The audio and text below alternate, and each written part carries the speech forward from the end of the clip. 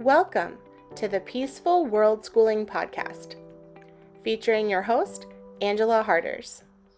We are committed to cultivating a peaceful world beginning right in our own hearts and homes.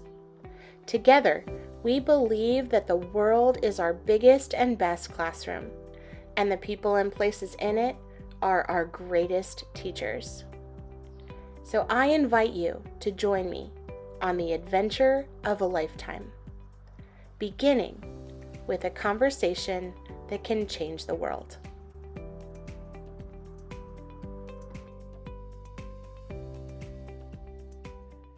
Today's episode of the Peaceful Worldschooling Podcast is brought to you by the De-Schooling Diary, a 365-day journey into living and learning without school.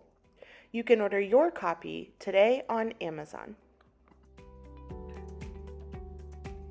Hello, and welcome to today's episode of the Peaceful Worldschooling Podcast, where we're committed to cultivating a peaceful world beginning right in our own hearts and homes. My name is Angela Harders, and I am your host. And today I have the privilege and honor of introducing you to Teresa Wiedrick.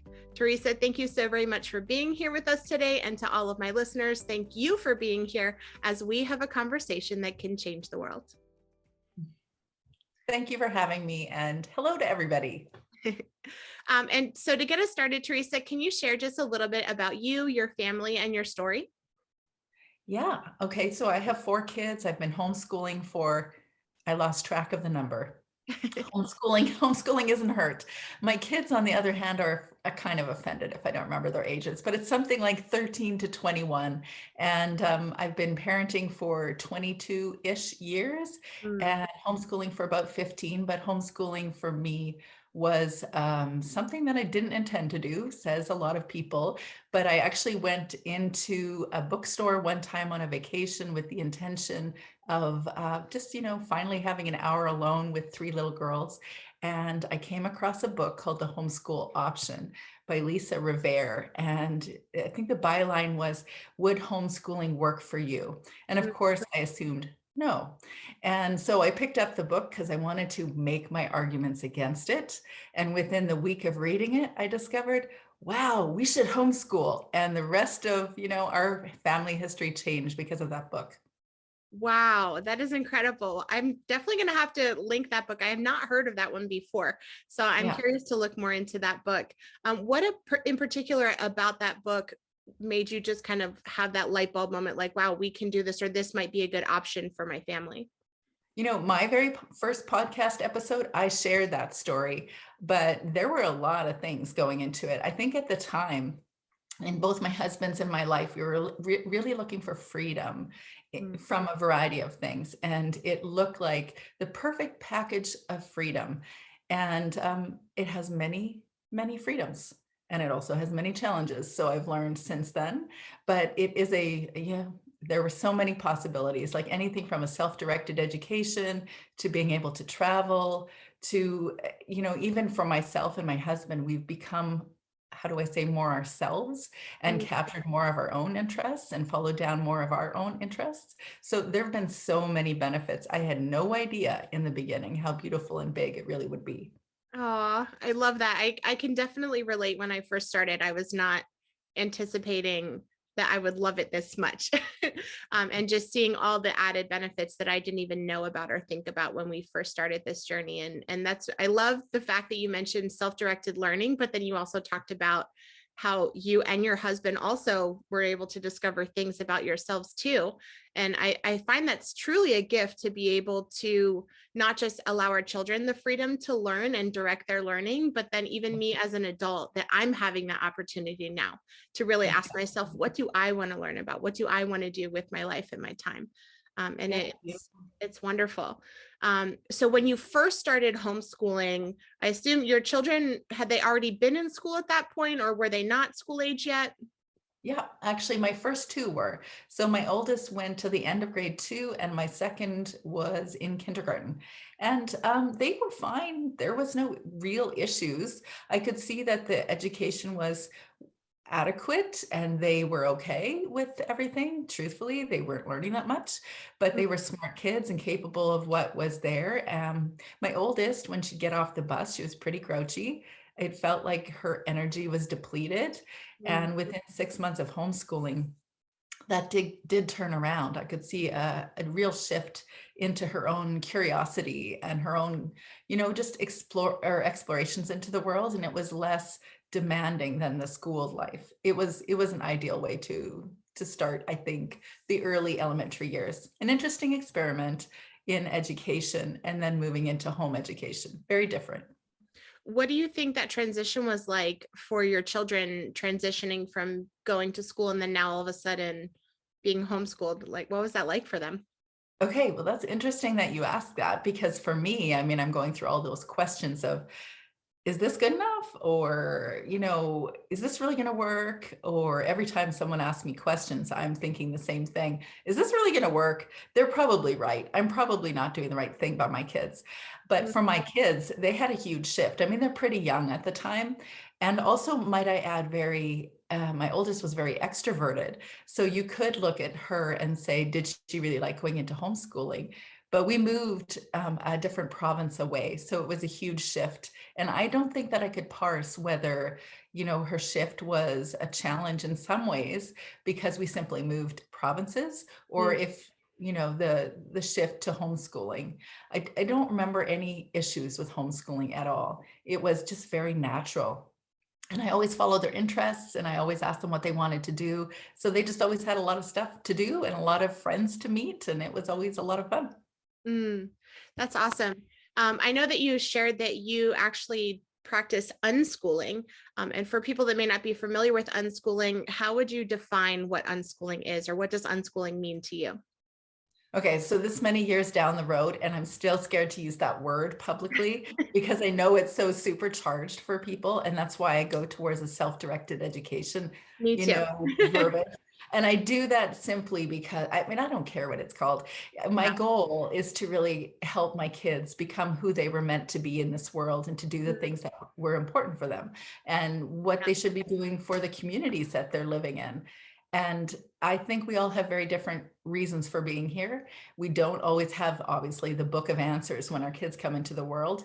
But since that's my goal isn't about what are all the right things to teach them or give them as knowledge bits. It's more about who are they? Where do we start? We start with the child.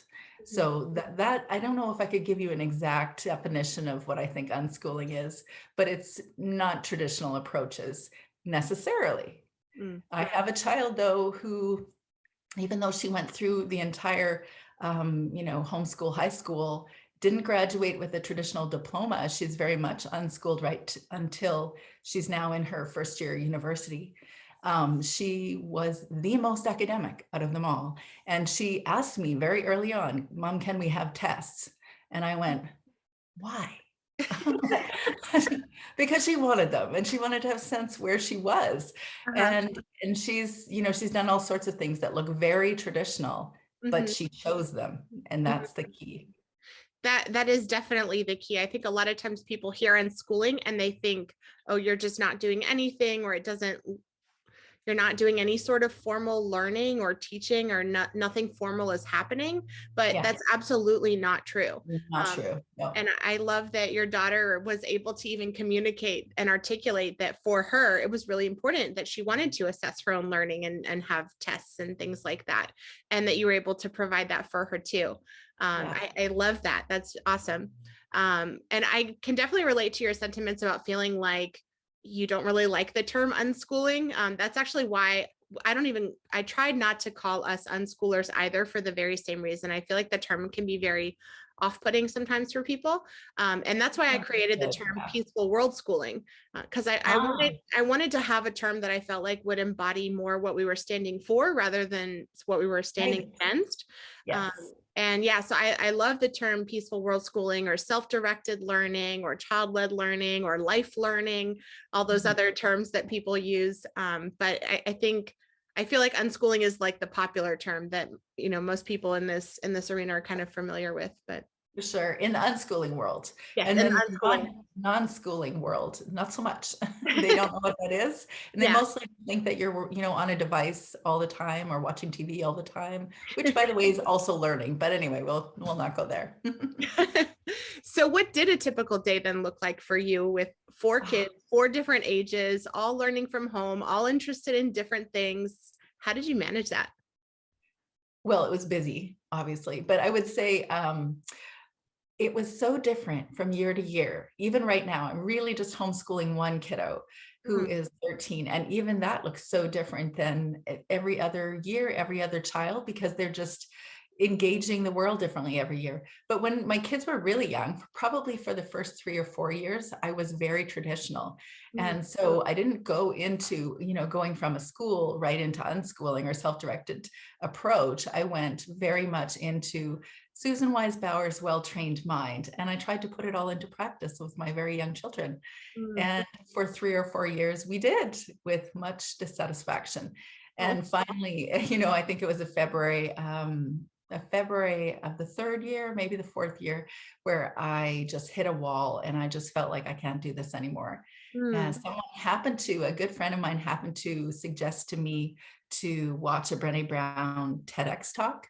Mm. And I don't know what the tie-in was other than Brené Brown was talking about authenticity, vulnerability, and something in that made me think, I have no idea who I am, Mm. what I'm about, and why I'm doing what I'm doing. I'm just doing it because I think it's the right thing to do.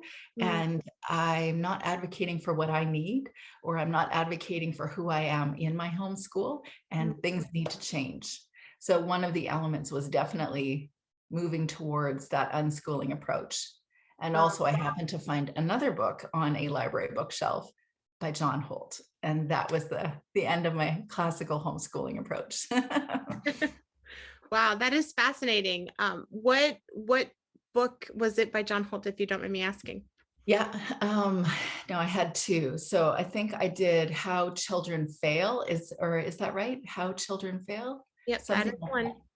Yeah, that was the first one. So it was a one where he was actually in the classroom Mhm. and or sharing the details of what his experiences were when kids were learning math and how they weren't learning it. Mhm. And he's like a 30-year, I'm sure you speak to this often, but he's a 30-year school teacher veteran. Mhm. He's somebody that is with kids all the time, or he was, and he was watching how they learn. And he said, I don't think they're really learning. So Mm. in some ways, teaching children to fail, is that the right?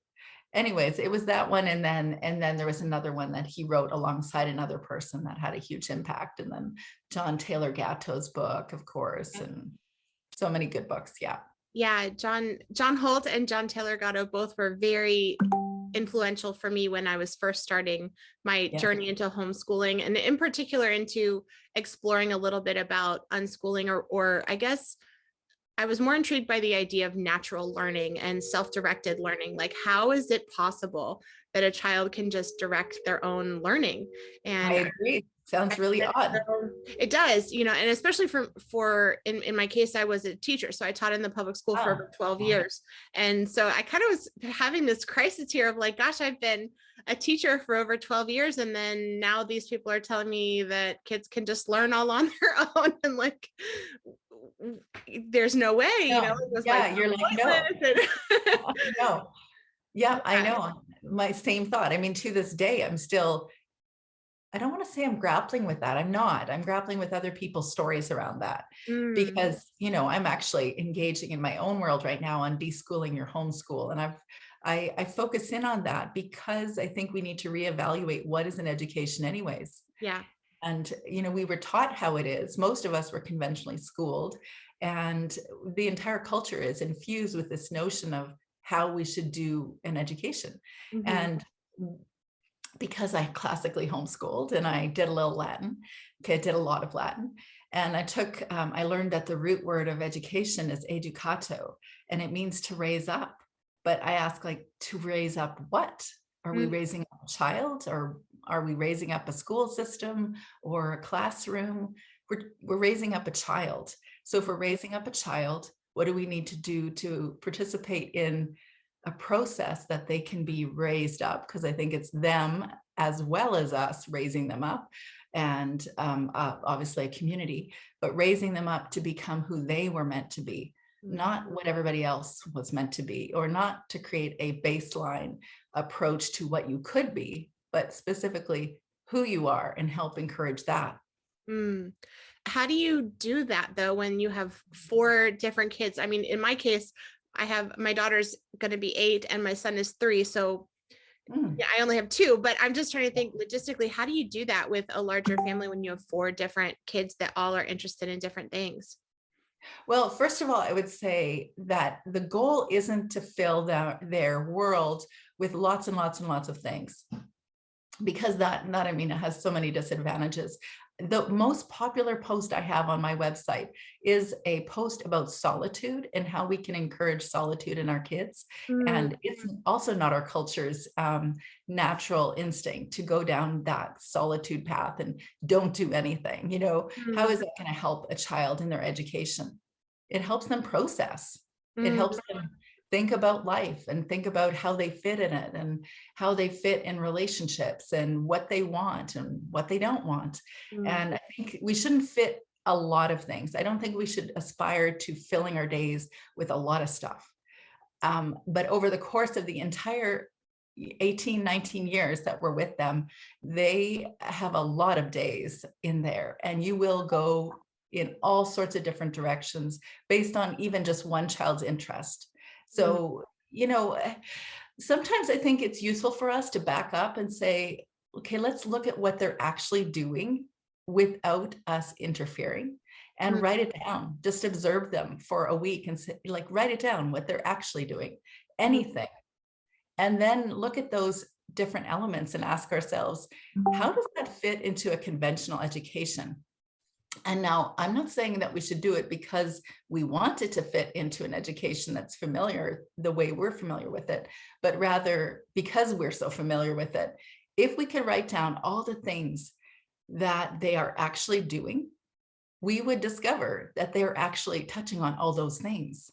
And the only person that needs to be convinced in this is you, the mom or the parent, not the child, because the child really doesn't care that they're covering social studies or whatever, but they will naturally go in those different directions. And if you write it down, I think that's really key for you to feel more at ease and not doubt. mm. I love that advice. I think that's absolutely brilliant to be able to just kind of take a step back and observe. It Yeah. can be very challenging though when we feel like, okay, I'm homeschooling my kids. It's my responsibility to teach you everything you need to know. But I challenge myself to do that same thing of really stepping back and saying, okay, I want to really observe my child and get to know them for who they are as a unique individual. And part of that is giving them that space to choose what they want to do. And then me as the parent to be able to look and see, okay, what are they naturally inclined to? What are they naturally driven towards? What are they naturally attracted to? And then seeing the learning that they're doing as they're doing what they love.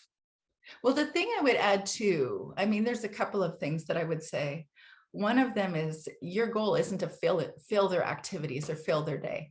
Mm-hmm. It's okay. They don't need all that, because your goal probably is not to make them a byproduct of Google, or an equivalent to Google, or an equivalent to God. We're never going to have all the knowledge bits. It's just not even possible. And if that was our goal, then I mean, what kind of childhood would that be really? But it's not the goal. If we have to kind of go meta and look, what is a long-term goal? And if we want our children to feel like they're living a purposeful life, and they are contributing to their communities, and they're able to somehow monetize that and live their full expanse of life, then like the entire life will be very meaningful. And if that's the goal, then we can take a breather and just go, okay, just steady, slow and steady, just watch what's going on right now today, and then help facilitate whatever is going on right there. But I think there's value in saying this, and I don't always hear this in the self-directed or unschooling environment. And it is amazing when you as a parent say, I would love you, my child, to learn about this with me, or I think it's really valuable for you to learn about you fill in the blank. It's okay for you to want to spend time with your child and share something with them too, that maybe they don't really want to learn, but you're like, I really, really want, I want you to learn about this, or I want you to see how exciting this is. Like Yeah. I would take, you can see in the background, I've got a bunch of art, and I love art. I love fine art. And so I kind of did like an unschooled version of a fine arts degree during my homeschooling years. I still am actually reading about neoclassicism yesterday. So my oldest daughter would always go with me into whatever museums or art galleries we would come across, because we did a lot of traveling in the beginning years.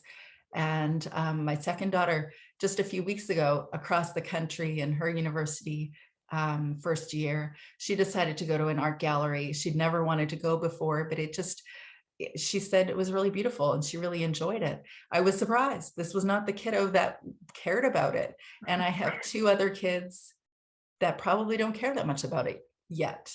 But there's something about sharing your world and your passions with your kids, just like your children.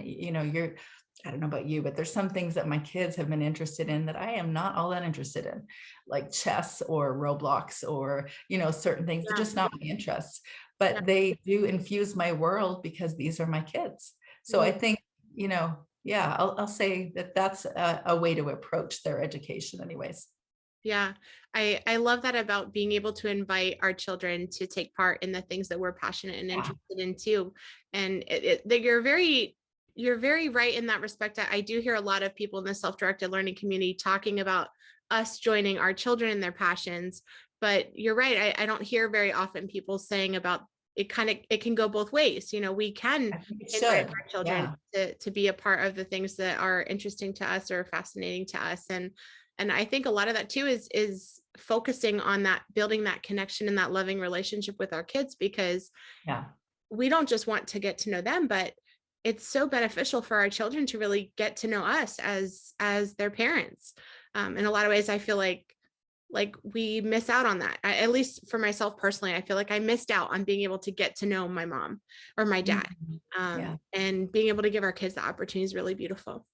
Yeah, it really is. And, even as a homeschool parent, we can still get caught up in the busy Mm, and have all these activities that we want to do. Even as an unschooled parent, we, in fact, maybe sometimes more so, because we're so focused on our child, advocating for our child, or facilitating their interests, or following down rabbit trails or whatever. We're quite busy, unbeknownst to the the classical homeschool world. The unschooling world is very, very child focused, and it requires a lot of our attention. mm, But no matter if you do homeschooling or unschooling, we can get so busy that we're not really making a lot of eyeball to eyeball time with our kids. We mm, can do it if our kids are in school, and we can do it even if our kids are with us. mm. And so incorporating that time, I think, is really important, both for them, obviously, for attachment and connection, but for us, I think it's one of those unsaid things as well, that when we do that, when we're intentional with each of our kids that way, we're not likely to feel guilty at the end of the day that they're not getting enough time with us. Mhm. And I can't say that too many homeschool moms would say that their kids don't get enough time with them, but sometimes I think the reason they're not feeling like maybe this isn't good enough is because they're not really spending time with them. Now, of Mm. course, I know that's not everybody, but that is sometimes.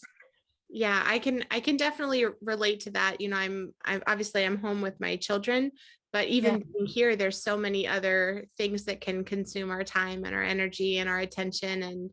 And sometimes there are days that go by that I'm like, at the end of the day, I'm like, man, I feel like I didn't even really connect, Right. with my daughter or my son, or we didn't really get to spend like quality time together. We haven't really like talked, I mean, Yeah. do you know what I mean? Like when there's times I when you do. can, like Yeah, talk with someone, but you're not really like having a conversation of like getting to know exactly. them or cultivating the relationship or asking deeper questions. And I think the word that you used was very powerful, of being able to have intentional connection and conversation with Right. our children. And that aspect of really being intentional, I think is so important. And not just Yeah. building connection with our children, but you mentioned about solitude, and even being Yeah. able as a mom to have time, dedicated focused time with our children and being intentional in our time with them, but then on Yeah. the flip side also being intentional about having time that I can care for myself and take care of the things that I need to do too.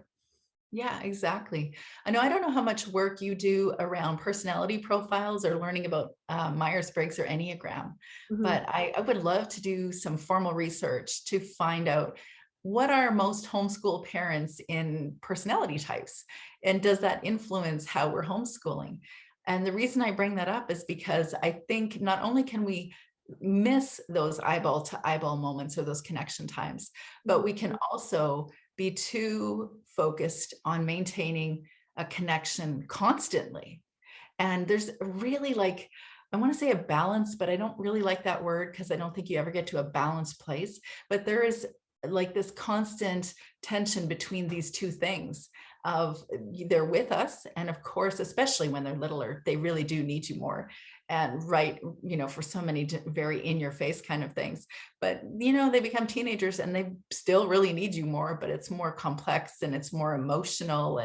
And yet, even though they need you, you also need to have a sense of separateness, and maintaining a sense of separateness at the same time you're living alongside people and helping to nurture other people.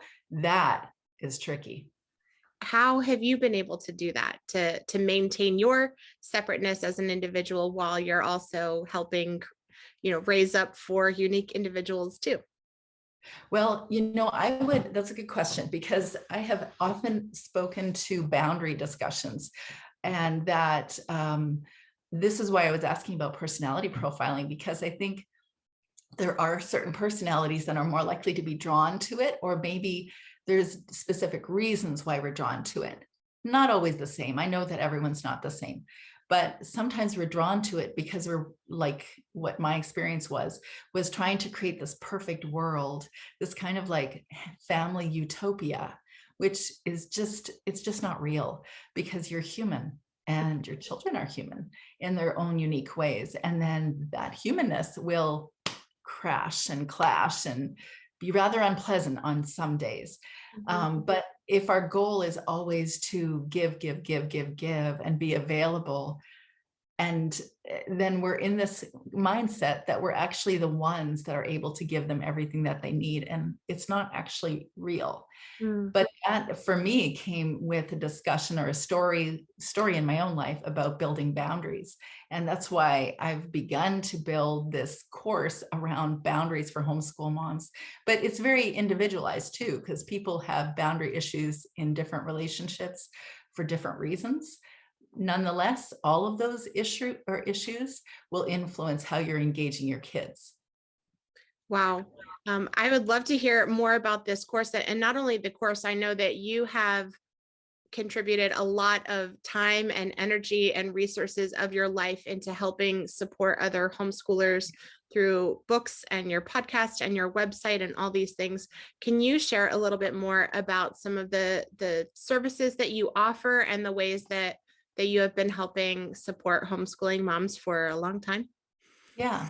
So my goal is to, excuse me, my goal is to help homeschool moms show up on purpose in their homeschools and have clarity and confidence and vision.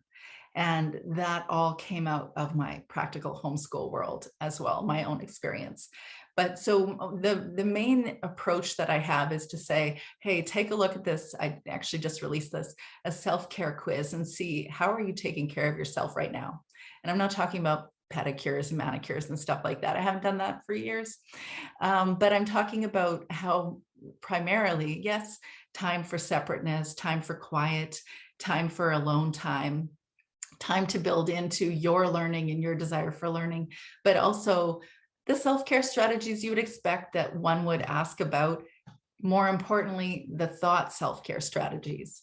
And when I refer to thought self-care strategies, I mean, how are you dealing with your big emotions, your anger, or your sense of overwhelm or doubt, or not feeling good enough, or guilt, or you fill in the blank, so many possibilities, because you're a human being as a mother or a parent homeschooling.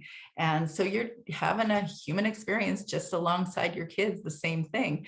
But how are you addressing that? How are you actually engaging your own big emotions? Because I actually think that's to me anyways, the only really big unpleasant aspect of homeschooling is having to deal with your stuff. So through a retreat, it's a 4-week retreat, I help bring women through the place of, all the big emotions that they've got, and also the uncertainty about what an education in their homeschool really looks like. And then come to the other end, and they have a plan for showing up on purpose with clarity, confidence, and vision. Yeah. Wow. That sounds like a really powerful course. And if you are listening and interested in checking out that course or the other things that Teresa offers, I'll be sure to link that in the show notes as well in the description too, so you can get connected with those things. I'm so curious to take the self-care quiz that you mentioned for myself. I never really thought self-care. I've never heard that phrase before, never really thought about that, because normally when we think about self-care, I think about, well, I don't do the pedicures and manicures either. But yeah, I do think about, having time for myself, or having time to do things that I love, and having time to be alone and not be touched for a couple of minutes, I think about that aspect of self-care, but never really about thought self-care. Can you explain a little bit more what you mean when you say thought self-care? Yeah, I think I made that up because I use the self-care in so many different realms, but it is really our thoughts that can get, take the most energy from our lives. So I was introduced to this idea from Dr. Daniel Amen, who is a medical doctor, a psychiatrist, and he's very big on YouTube and Instagram, actually. And he's the author of Change Your Brain, Change Your Life. So he says, when you're having, and this is adopted from someone else, I think Byron Katie was the first to write about this, but he said that if you're having an uncomfortable emotion, then ask yourself, first of all, what are you feeling? Because our instinct is to not feel our feelings, is not to actually ask us, what is my feeling? So what is your feeling? Now, what's the thought behind your feeling? Because there is always a thought behind your feeling.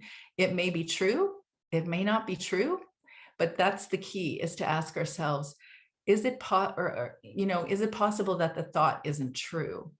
And the answer is always yes. And I'll tell you why. Because if you've got a best friend or a mom or a partner, they don't think exactly the same way as you. They will see the exact same scenario and see it in a different perspective. So that's the key, is to ask ourselves, okay, what is the alternate perspective in this? A reframing process, really. And then try to understand yourself. It's a self-awareness process to understand what's the story you're telling in that. And there's always a story. There's so many stories. Like, I throw this one out here because this one is the least likely to have happened in my home. I say, kids, get in the car. We're going to piano class, or, violin lessons, or whatever. And you need to be in there, in 5 minutes, let's go. And I'm waiting for you. Why aren't you here? And that is because they don't care. Or this is what I'm telling myself, or because, I don't know, you fill in the blank. And the reason I say it would never happen in my home is because I'm usually the last one in the car. So the kids would be like, should you use that as an example? But, we tell ourselves a story about why are they not in the car? It's their class. It's their soccer lessons. Don't they care? Maybe they don't care. Maybe they're lazy. Maybe they're, you fill in the blank, what you think it is. But that story that I tell myself influences then how I'm engaging the child. And it influences the atmosphere. It certainly influences how happy I am or unhappy I am. And so that ultimately I'm speaking to a self-awareness process of getting to be familiar with your thoughts and having a plan to address them. That metacognition, thinking about thinking is definitely challenging. And actually what you're talking about, it sounds very similar to me to the Landmark Forum. Are you familiar with the Landmark Forum? Oh. No. Well, if anyone's listening, I highly, highly recommend the Landmark Forum. It's a 3-day course, and it has been by far one of the most transformative experiences that I've ever had in my life. But they talk about that, of helping people make that distinction between what happened and your story about what happened. Exactly. And it's life transforming, because when you can really get clear about what happened is completely separate from my story or my interpretation or my feelings, emotions, thoughts about that, whatever happened. Yeah. There is no problem. There's no pain. There's no right or wrong. There's no good or bad in what happened. What happened is just what happened. But then we add in our story and our interpretation, and we make things mean, oh, I'm not a good mom, or my child is lazy, or my child, like all those examples that Yeah. you gave. All the things. Yes. All the stories that we tell ourselves about what is happening, and that really has an impact on how we respond to things in life and the way that we perceive our children and the way we perceive ourselves. And yeah, so I highly recommend that course if anyone is interested in taking a real deep dive into really examining all of the stories that we have in our lives that have played such a huge impact on who we are as human beings today and the person we're going to be tomorrow in the world. And that's what I do with the retreat, is that I dig deep in that. And actually what I love doing is the one-on-one coaching with people. Mm-hmm. I love that. It is so much easier having someone be a mirror for you and help you explore what's already in here, Yes. because you don't need someone to give you advice. You don't need someone to tell you what to do. You sometimes think you do, but actually to have someone reflect back what you're really saying and saying, is this what you're saying? Or, so I hear you say this, or tell me more about that thing that clearly you're not seeing very clearly. And the more that we can have those conversations, there's like these eyes that just light up and go, oh, or the ones that sometimes take me back, or the tears that just come out of what I experience as nowhere until I hear the narrative in that person's head and realize, oh, I just asked them something that really triggered them to think about this really big thing that they didn't want to think about. And then going down that path of figuring out all the stuff that you just spoke to. I love that. I love watching people's eyes light up. Wow. And so you do that with moms and I'm assuming with dads also, or is it just exclusively for moms? Very few dads. That'd be the truth. My husband. I'm wondering, is this kind of work about, metacognition and thinking about thinking, is that something that you can also do with your children? Oh, you naturally do. But you have to, I mean, it very much depends on your child. Yes, you can do it, but they get to a certain age where they're individuating and becoming adolescent. So I don't know, depends, 8 to 11-ish. And they can smell that stuff a mile away. So then you have to back off. You have to assume that you aren't, how do you say, like controlling an environment or controlling a conversation. And your goal is to really just listen. Just actually, I would say, just as attachment, when kids are really little, the value of really connecting with them is being available, or the goal in connecting is really powerful for kids, but how you do it is just by being available a lot.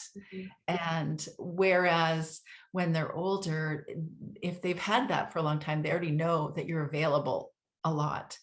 But is to not poke and prod at everything that they might say, that you go, wait, what did they say? Oh, maybe I need to help them explore that. You don't want to take that role with a teenager. You want to just be available and then go into that gently, softly, carefully, but listen. That's great advice. I'm a little bit nervous about the teen years, because I know, when I was growing up, I did not have a very good relationship with my parents when I was growing up. And so I've been nervous about what that would be like, to be a mom to another teenage girl with all the big emotions that teenage girls go through. And do you have any tips or tricks for dealing with that teenage stage of life that I know a lot of parents really are kind of afraid or nervous about having a teenager? Well, I wouldn't actually really give advice specifically to that, because I think whoever your child is right now, you have a spider sense of who they might be a little bit more grown up. You're probably right.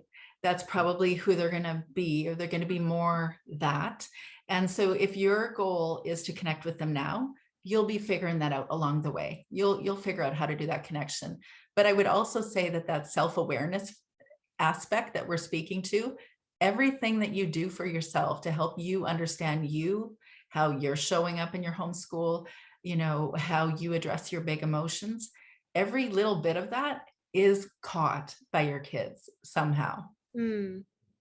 I think that's the biggest work, is to really imprint by just being what you really need to be. And it doesn't sound like a great, parenting book when I say it that way, but I actually think it's the most important stuff, is to be who you want your children to be, or, to show them how to show up. Yeah. That can be very difficult, because I think a lot of us too have not really had the practice in dealing with our own big emotions, as you mentioned. Like a lot of us just weren't raised, with gentle parenting or respectful or parents that maybe were available, or even parents that modeled what it looked like to deal with big emotions in a healthy way. What are some, I guess, strategies that you use to deal with your own big emotions that you've been able to share with your children? Well, and neither was I. And I wasn't taught that either. I was very much not taught that. And if you would look back at my history, I just never know how to characterize it, other than to say it would make a really great dramatic film. And it was very unhealthy. Oh, And everyone around around knew that. Like, everyone publicly knew that. So I'm coming from that perspective. But as I was finishing what I was just saying before, I thought, you know what, I want you to know something, to all the homeschool moms or anybody that hears this. I think, know this: you are not going to show up on purpose all the time in the way that you want to. I think we have to have a goal, and I think we have to have a plan, and also a lot of grace. And I mean that genuinely, a lot of grace, not just a glib, let me tell you, you can just give yourself some grace. I mean, give yourself a lot of grace, because you're essentially reparenting. And that's what I've learned, is how to reparent. So, that again is something that I talk about in the retreat, is self-compassion techniques, how to actually address yourself like you are your own parent, because some of us don't have those healthy parents or those healthy parent models, and we know it. And the rest of us didn't have perfect parents. And turns out neither are we. Like, none of us will. So I would say the first thing is to accept that you really are imperfect, and you're not going to always hit it. You'll never show up on purpose perfectly, but have a plan. Definitely go through those, things like reparenting techniques, self-compassion techniques. And I'll give you something practical, because that sounds like very cliche to use those words. I think mindfulness is highly underrated, and it's a very hot word right now, but it's a very, very important word. That mindfulness, or self-awareness that I was speaking to before, it helps you to really feel what's going on there, and then ask yourself, what can I do to take care of myself right now? What is it that I need? So for me, when I was in those places of just like extreme exasperation with what's going on, one of the tools that I learned in my homeschool was to walk myself to a mirror. Don't wait for me to come up with some clever thing to say in my head when a child is doing something that is just making me go, this is no, stop, just stop. And I'm feeling really intense. I walk myself to a mirror. You don't even have to say, I'm going to go to a mirror now. Just turn around and walk to the mirror, because what you might have just said wouldn't necessarily have been healthy or a good choice. So just walk away, go to the mirror, and look at yourself, and address yourself like your own friend, which totally sounds weird. And I get that, but it's actually weirdly useful, because you look at the person in the mirror and you're like, oh, so even though that is me, I'm now out of my head looking at another person, and she looks really sad, even though she's angry and disappointed or frustrated or whatever big emotion. And she looks really sad, and she needs encouragement. She needs to be reminded that her kids are amazing and human. Or, she needs to be reminded of, whatever it is. But just like you would speak to your own friend, speak the words to yourself. And it's much easier when you're looking at yourself, another very sad or upset physical person, in a mirror. Mm. I love that practical tip. Thank you so very much for sharing that. Cause I think you're right. A lot of times we can talk in theories and ideas Mhm. and ideals, Yeah. but we really don't have a plan. Like you mentioned, having a clear plan of when I'm in this moment that I'm having this huge emotion, what can I do now? And so having a clear strategy like that is so helpful. Thank you so very much for sharing that. I'm gonna have to give that one a try. I've never done that before. Sounds super weird, and I get it, but it works. Awesome. How did you discover these kinds of strategies? Oh, well, because I had such challenging childhood, I read so many books before I even had kids or even before I was married, Mm, because I knew that I didn't have what I needed. mhm, Turns out I still went into it full force, assuming that I knew what I was doing and didn't.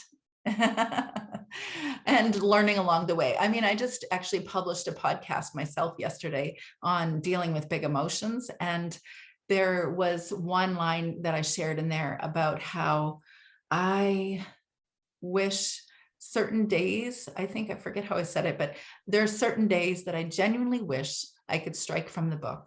And mm, I know that someone could say to me that, listen, you knew what you knew for that moment, and then you grew and you learned what you needed to learn so you could not engage that way again. And mm, that is true. And I would say that to other people too. But I still wish I could strike those books or those days from the book. mm, And also, then I still have to go back to practicing grace and saying, you know what? Turns out you're human, having a human experience in a homeschool mom parenting role. You mhm, didn't come into this world with a whole bunch of, you know, you didn't have a beautiful story coming in, an easy story coming in. And so it is what it is. So what are you going to do about it? Because now you have to take on the challenging, though very real role of reparenting and doing the best that you can do with what you know right now. Wow.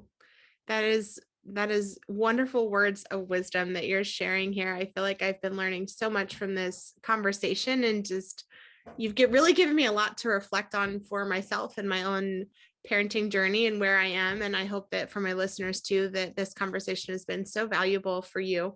Um, and I always like to ask people before I wrap up the episode, if you could give one piece of advice to a person who is considering homeschooling, in particular unschooling or self-directed learning, what advice would you give? Good question. I have so many pieces of advice. That's the problem. Okay, you can pick two or three. It Okay. doesn't have I to be don't, just one. There's so much. yeah, I mean, read a lot, but that's coming from somebody that likes to read a lot. And Mhm, then join my book club so we could chat about it. But read a lot, explore a lot, but probably the same thing I would have said when I was pediatric nursing is that trust your instinct, because you are your child's greatest advocate. Even though other people say they have this whole education theory licked, they have this figured, they could tell you how to do an education for your child and prescribe all the wonderful things that they could prescribe, you are your child's greatest advocate. mm. I love that. Trust your instincts. Thank you so much for sharing that.